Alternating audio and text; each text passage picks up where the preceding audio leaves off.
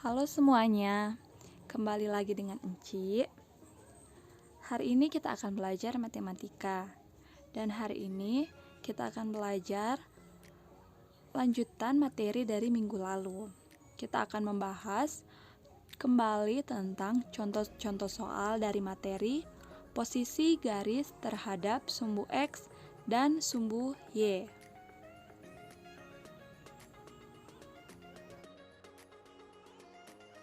Nah, sekarang kita masuk ke contoh soal.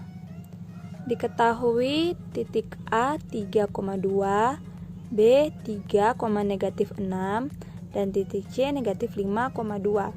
Pertanyaan yang pertama, jika dibuat garis melalui titik A dan B, bagaimana kedudukan garis tersebut terhadap sumbu X dan sumbu Y?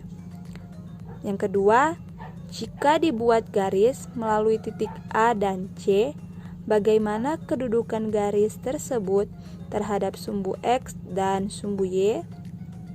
Pertanyaan yang ketiga, jika dibuat garis melalui titik B dan C, bagaimana kedudukan garis tersebut terhadap sumbu X dan sumbu Y?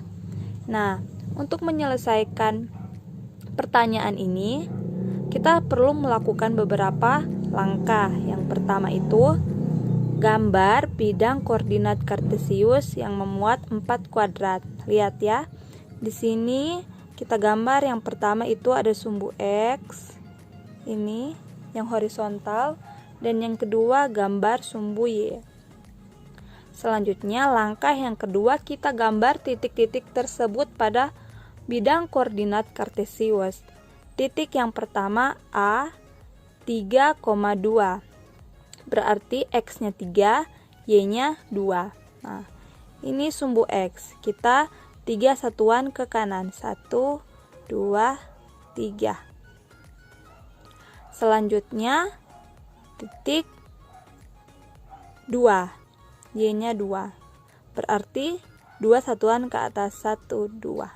Nah, jika ditarik garis putus-putus, titik tersebut akan berada di titik sini. Ini dinamakan titik A 3,2. Selanjutnya, titik yang kedua, titik B 3,-6. Titik B 3,-6 berarti X-nya 3 dan Y-nya negatif 6. Sumbu X ini berarti kita bergerak 3 satuan ke kanan. 1, 2, 3. Di sini seperti tadi. Sekarang Y-nya negatif 6. Karena dia negatif, berarti dia bergerak ke bawah. Kita bergerak 6 satuan ke bawah. 1, 2, 3, 4, 5, 6. Nah, ditarik garis putus-putus dari yang di sumbu X ini 3 dan negatif 6 di sumbu Y. Dia akan berada di sini titiknya. Titik ini titik B 3,-6. Selanjutnya titik C negatif 5,2. Berarti X-nya negatif 5 dan Y-nya 2. X negatif 5. Karena negatif dia bergerak ke kiri. 1, 2, 3, 4, 5. Dan dia 2 karena positif di sumbu Y, maka dia bergerak 2 satuan ke atas. 1, 2. Nah, ditarik garis putus-putus, dia nanti akan berada di titik ini. Titik inilah yang dinamakan titik C negatif 5,2. Setelah kita menggambar titik-titik tersebut, langkah yang ketiga adalah buatlah garis yang melalui titik A dan B, melalui titik A dan C, dan melalui titik B dan C. Nah, yang pertama itu garis yang melalui titik A dan B. Titik A mana? Nah, titik A ini. Titik B mana? Titik B ini di bawah. Kita buat satu garis. Nah, di sini garis A dan B itu yang garis warna hijau. Kita sudah membentuk garis A, garis yang melalui titik A dan B. Selanjutnya garis yang melalui titik A dan titik C. Kita buat garis ini. Garis yang berwarna biru tua. Ini adalah garis yang melalui titik A dan titik C. Selanjutnya, garis yang melalui titik B dan titik C. Titik B ini titik C ini setelah kita membuat garis, nah dia ini adalah yang garis merah ini, garis yang melalui titik B dan titik C. Nah, langkah berikutnya, langkah yang keempat, kita akan menjawab pertanyaan-pertanyaan di atas. Pertanyaan yang pertama, bagaimana kedudukan garis yang melalui titik A dan B, berarti garis hijau ini terhadap sumbu X dan sumbu Y.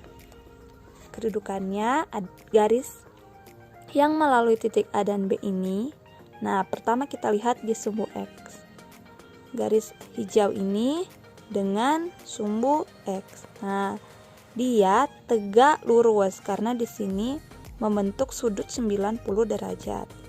Dia tegak lurus dengan sumbu X, garis yang melalui titik A dan B ini, dia tegak lurus dengan sumbu X, dan lihat ke sumbu Y sekarang. Dia apa? Kedudukannya dengan sumbu Y. Nah, dia sejajar dengan sumbu Y. Jadi soal yang pertama, garis yang melalui titik AB, dia tegak lurus sumbu X dan sejajar dengan sumbu Y. Sekarang pertanyaan yang kedua. Garis yang melalui titik A dan C. Mana itu garis yang melalui titik A dan C? Nah, garis yang berwarna biru ini. Dia, kita lihat kedudukannya dengan garis sumbu X dan sumbu Y. Dia garis yang melalui titik A dan C ini, dia sejajar terhadap sumbu X. Nah, ini lihat garis biru ini dengan ini. Dia sejajar kan? Karena dia tidak akan bertemu ujung ke sana ini dan ujung ke sana tidak akan bertemu sampai kapanpun. Jadi dia sejajar dengan sumbu X, dan kita lihat sekarang ke sumbu Y. Nah, dia di sini karena membentuk sudut 90 derajat, nah, maka dia tegak lurus dengan sumbu Y. Jadi garis yang melalui titik A dan titik C ini yang garis biru, dia sejajar sumbu X dan tegak lurus dengan sumbu Y. Sekarang pertanyaan yang ketiga. Garis yang melalui titik B dan titik C. Manakah itu garis yang melalui titik B dan titik C? Ini titik B dan ini titik C. Nah, ini garisnya. Terhadap sumbu X, dia tidak sejajar, tidak juga saling tegak lurus. Kemudian dengan sumbu Y, dia juga tidak sejajar dan juga tidak tegak lurus. Jadi kesimpulannya, garis yang melalui titik B dan titik C, yang garis merah ini, dia tidak sejajar dan tidak tegak lurus dengan sumbu X dan sumbu Y. Sekian pembelajaran kita hari ini. Yang tidak mengerti boleh tanyakan pada Encik di grup WhatsApp, atau boleh ulangi kembali menonton video ini. Terima kasih.